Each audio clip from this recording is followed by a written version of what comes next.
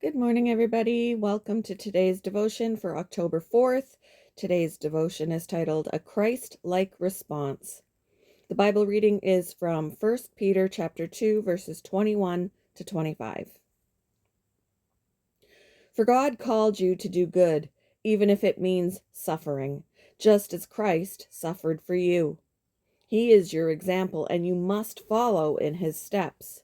He never sinned, nor ever deceived anyone. He did not retaliate when he was insulted, nor threaten revenge when he suffered. He left his case in the hands of God, who always judges fairly. He personally carried our sins in his body on the cross so that we can be dead to sin and live for what is right. By his wounds you are healed. Once you were like sheep who wandered away, but now you have turned to the shepherd, the guardian of your souls. George was working on a construction job in the heat of the Carolina summer sun when someone living nearby walked into the yard where he was working. Clearly angry, the neighbor began to curse and criticize everything about the project and how it was being done.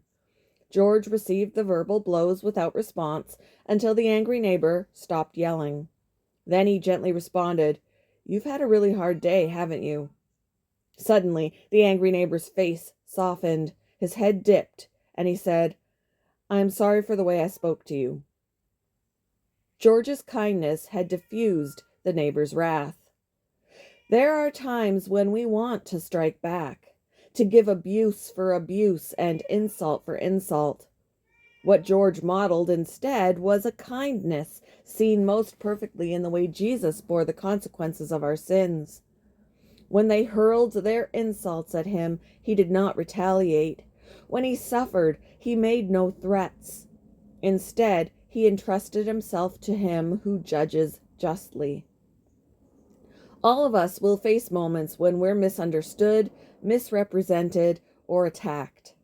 We may want to respond in kind, but the heart of Jesus calls us to be kind, to pursue peace and display understanding.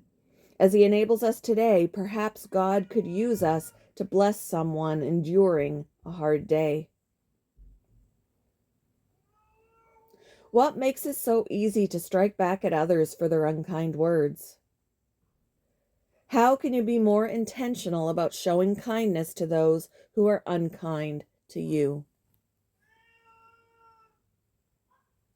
Thank you for joining me for today's devotion, and I hope you all have a wonderful day.